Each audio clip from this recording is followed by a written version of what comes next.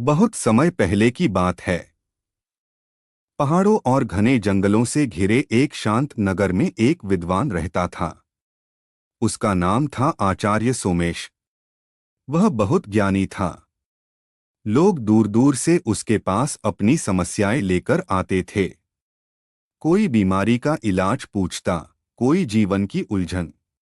वह सबको धैर्य से समझाता। लेकिन एक बात थी, इतने ज्ञान के बावजूद वह अकेला था। उसने विवाह नहीं किया था।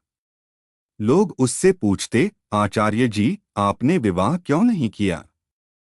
वह मुस्कुराकर कहते, अभी तक मुझे ऐसी कोई नहीं मिली जो मेरे जीवन को समझ सके। एक दिन वह जंगल में दुर्लभ जड़ी बूटियां ढूंढने गया। उसे पता नहीं चला कि कब शाम ढल गई। सूरज की लालिमा आसमान में फैल गई थी। पक्षियों की आवाजें धीमी हो रही थीं। तभी उसे किसी के रोने की हल्की आवाज सुनाई दी। वह आवाज की दिशा में बढ़ा। एक पुराने पीपल के पेड़ के नीचे एक अत्यंत सुंदर स्त्री बैठी थी। उसके लंबे काले बाल थे और चेहरा चांद की तरह चमक रहा था। वह रो रही थी। आचार्य ने विनम्रता से पूछा, देवी, आप कौन हैं? इस सुनसान जंगल में अकेली क्यों हैं? स्त्री ने आंसू पोंछे और बोली, मैं अनाथ हूं। मेरा कोई नहीं। मुझे अपने जीवन के लिए सहारा चाहिए।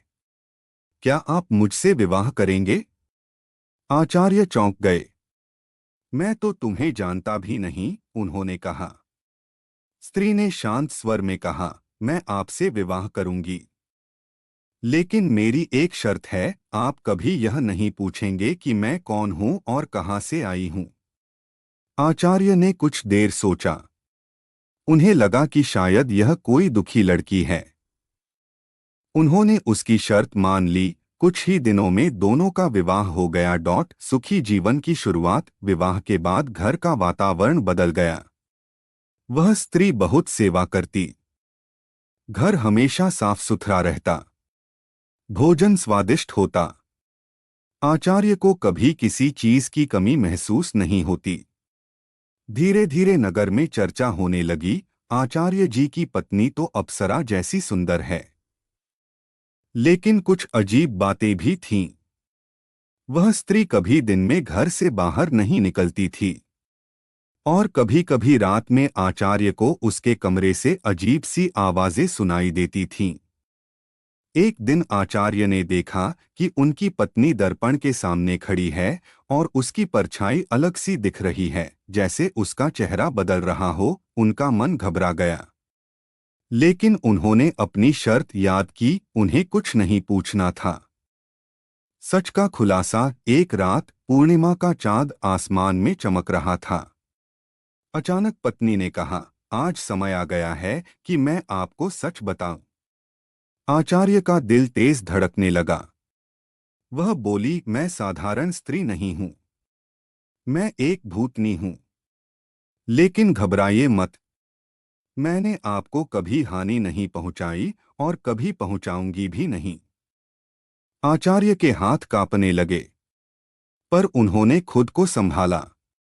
वह आगे बोली, मैंने आपसे विवाह इसलिए किया क्योंकि आप सच्चे और ज्ञानी हैं। अब मेरी दूसरी शर्त सुनिए। मैं 24 घंटे में से 12 घंटे सुंदर परी बनकर रहूंगी और 12 घंटे भूतनी। लेकिन फैसला आपको करना है, मैं दिन में परी बनूं या रात में। यह कहकर वह शांत खड़ी रही।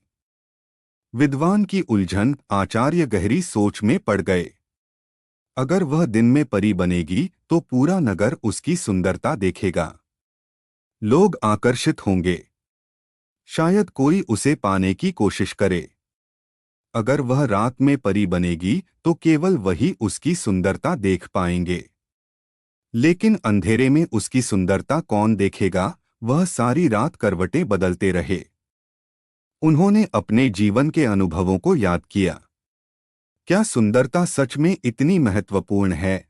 क्या लोगों की नजरें ज्यादा मायने रखती हैं? सुबह होने तक उन्होंने निर्णय ले लिया। सबसे बड़ा उत्तर। सुबह की पहली किरण कमरे में आई। पत्नी ने पूछा, आपने क्या निर्णय लिया? आचार्य मुस्कुराए और बोले, तुम जब चाहो, जैसी रहना चाहो, वैसी रहो। मेरे लिए तुम्हारा रूप नहीं, तुम्हारा मन महत्वपूर्ण है। तुम परी बनो या भूतनी, तुम मेरी पत्नी हो। कुछ पल के लिए सन्नाटा छा गया। फिर अचानक कमरे में तेज प्रकाश फैल गया। पत्नी का चेहरा चमकने लगा। वह बोली, आज आपने सच्चे ज्ञान का परिचय दिया है। जो व्यक्ति बाहरी रूप से अधिक मन की सुंदरता को महत्व देता है, वही सच्चा विद्वान होता है। इतना कहते ही उसका भूतनी रूप हमेशा के लिए समाप्त हो गया। वह एक साधारण लेकिन सुंदर स्त्री बन गई। अंतिम रहस्य। उसने बताया कि वह एक श्रापित आत्मा थी। उसे मुक्ति तभी मिल सकती थी जब कोई पुरुष उसके रूप के बजाय उसके स्वभाव को महत्व दे। आचार्य की समझदारी ने उसे मुक्त कर दिया। इसके बाद दोनों ने प्रेम और विश्वास के साथ जीवन बिताया। नगर में उनकी जोड़ी आदर्श मानी जाने लगी। लोग कहते, सच्चा ज्ञान किताबों से नहीं, दिल से आता है। कहानी की सीख, सच्ची सुंदरता मन में होती है।